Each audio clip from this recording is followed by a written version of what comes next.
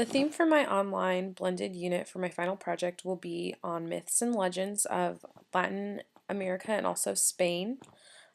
This unit is designed for Spanish 4 students or higher. Some of the reading in this unit is a tad bit difficult, and the level 4 or higher students would be best for this because of the vocabulary being used and also the grammatical structures that they would have already learned before reading this. So this is my home page that I have for the unit. Right here, in Spanish, I have written about how students can find all of the content of the unit for the myths and legends.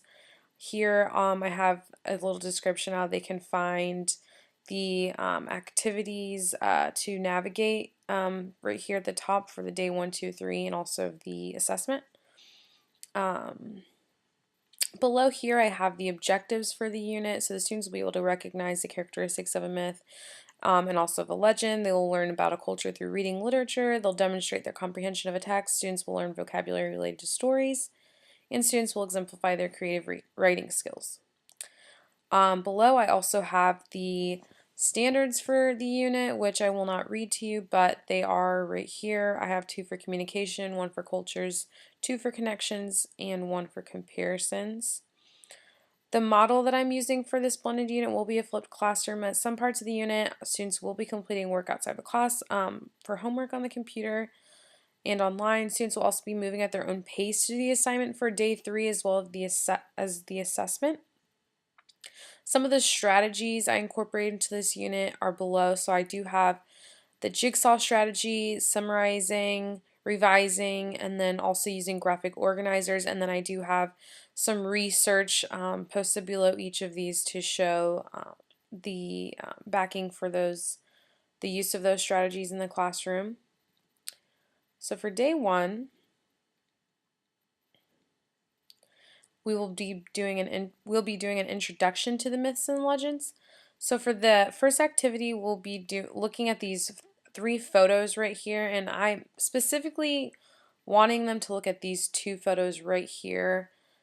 These ones are actually going to be related to the story we're reading. This picture of Pocahontas is not. However, I thought we could use a little bit of their background knowledge on what they know about Pocahontas and John Smith and whatnot to apply to this one specifically right here. This one right here is La Malinche, and this man right here is Hernan Cortes.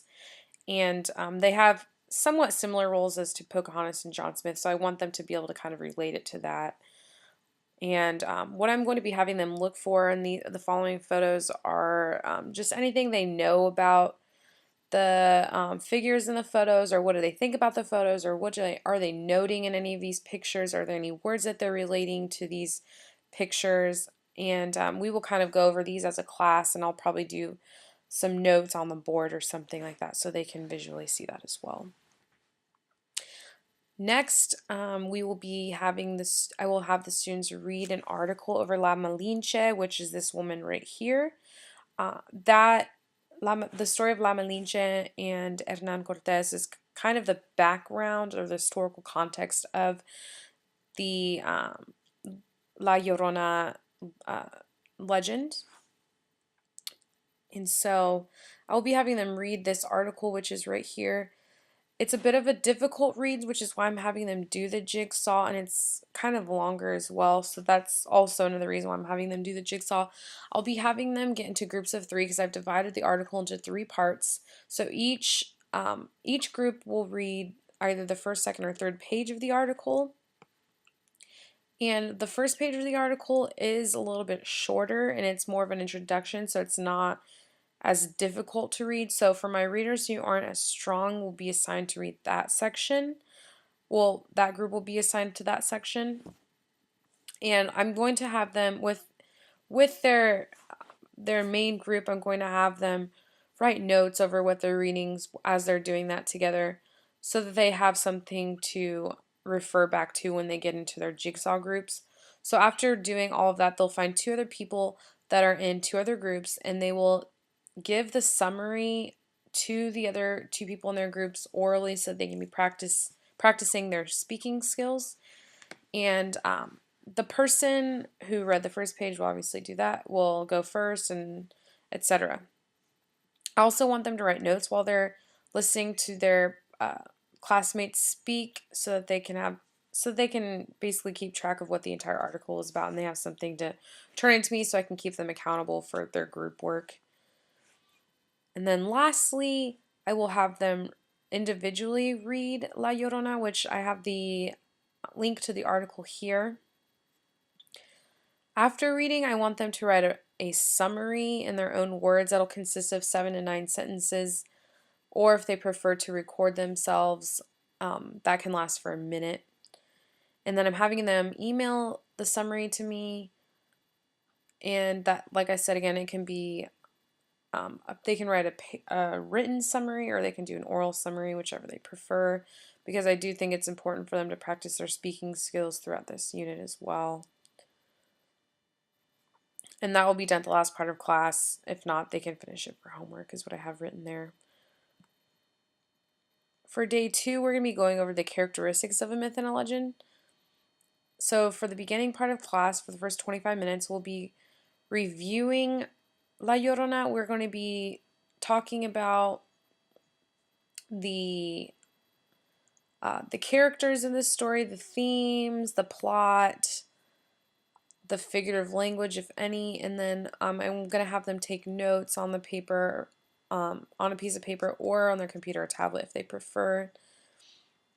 And then afterward, for the next 15 minutes, we're kind of going to be making some connections to La Llorona with some myths or legends or folk tales or anything that they're familiar with from our own culture here in the United States, or if they're from some other place, that culture as well.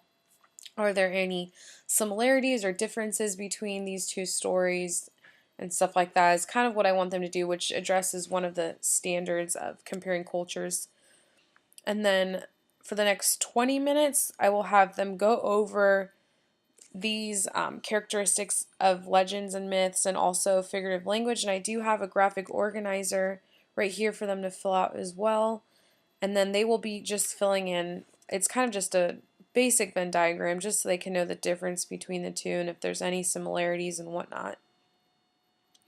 And then for the last 30 minutes, I'm going to have them answer the questions in this attached document here. And then I will just have them figure out what the document, I'll pull up the document right here. Let's see. It just asks what are some themes of the story, explain them and use some examples from the story. What types of characters are there? Describe them, describe the setting, what types of figurative language is there, and then I gave them some examples, and then also give some examples of each figurative language in the story, and then I also have a space for here of other ideas, comments, or anything else interesting that they found in the story. And then here I didn't pull up the Venn diagram. Here's the Venn diagram I was going to have them fill out for myth and legends. It's very simple.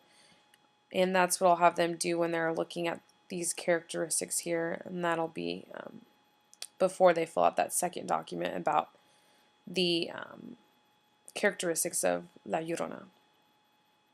And then I also have them here for them to turn it into me via email or a piece of paper at the end of class, or if they don't finish it for homework, they can finish it for homework. The reason why I want them to have a written copy or an electronic copy of this is because they're going to be referring back to it in day 3. Or they can kind of just use it. Actually, no, I got ahead of myself. I'm going to have them turn it in, but I want them to be familiar with that worksheet. And then for the third day, I'm going to have them do the same thing that we did with La Llorona. So basically what I did the first 2 days was kind of a modeling activity for them and things that we did together so that they would be prepared to do it individually. So that's what we're going to be doing on day 3 is for them to be working individually. So they're kind of working at their own pace, and then I'm going to be available in class for them to ask me any types of questions they want, and I can work on students on a base-by-base basis so that they can come to me if they have any questions or anything, or if they're having difficulties with anything. So the first activity I'm going to have them do is choose a story that I have with this list right here. So these are some myths and legends that I'm giving them options to read. And they are and if they don't like one of these, I do have the last option that they can choose another story if they want. They just have to let me know, and I need to approve it. And the stories that I have here are of differing reading levels, so that, for, like I said before, for some students who are not as strong readers as others, or some who are really advanced, they have the option to choose a harder reading level.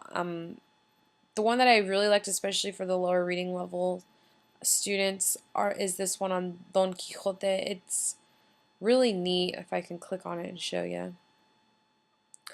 It has like music and all of this stuff, and it has pictures and goes through all of that so that they can see.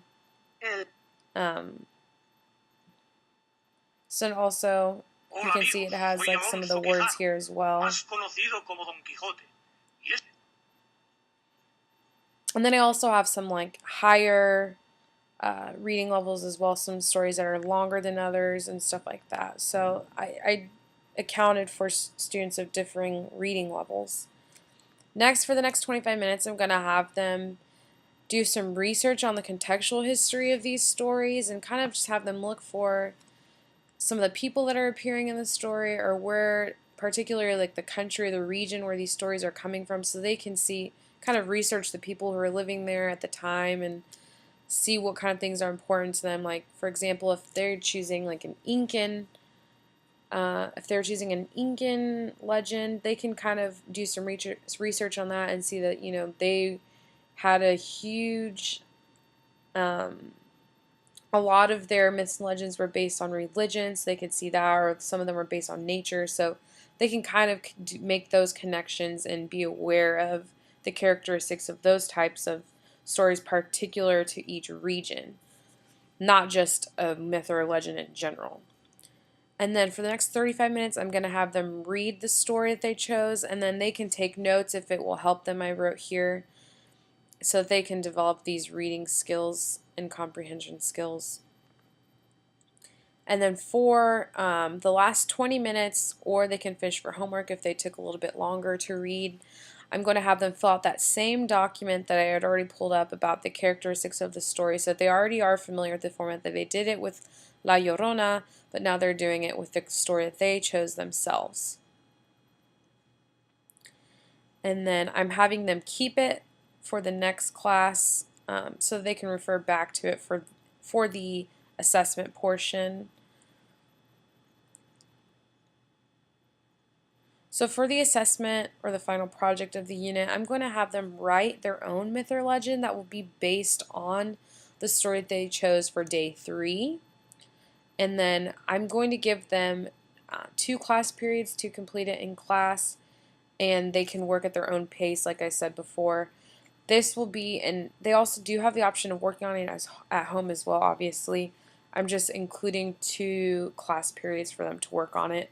So for them to complete this story, I want them to use their notes and use some of the documents that I'd given them for them to fill out, so that they can refer back to it, which is one of the reasons why I was having them keep that document from day 3 that they filled out in their story, so they can refer back to it. And so for them to get complete credit, they need to have the following in their story. So they need to have the same characteristics of the story that they chose. So once again, that's the reason why I had them keep the worksheet. So they can choose the same time period, the same region, the same, include the same figure of language, the same themes, and etc., stuff like that. Also, I'm going to have them use the 4-step writing process. So that is another reason why I'm going to be including 2 class periods after the first week of the 3 days, and they will, so that they can include the pre-writing, organizing their ideas, coming up with ideas, brainstorming, stuff like that. And then they'll be doing writing, and then they'll have a peer editing, which will be done in class, which is why I include that for B class period. Also, a revision that will be done by myself, and that can be completed in class as well. And this, once again, allows them to work at their own pace. I also want them to have minimal grammatical and spelling errors. I'm also looking for a great deal of creativity. I also want it to be 2 pages double spaced, or they can create a video that lasts a minute and a half And that can, I mean, they can be as creative as they want with it, because once again, they're going to be graded on creativity. And then here I have a rubric attached, which I'll just pull up here so it doesn't make me re-download it. And this is in English, so it can be read by itself. So once again, this unit was designed for Spanish 4, at least a Spanish 4 level. It could easily be used at a higher level as well. You just would choose different texts or even the same ones as this, because it's fairly difficult already. And it will be designed for a week, 3 90-minute class periods, and then the assessment will be done the following week.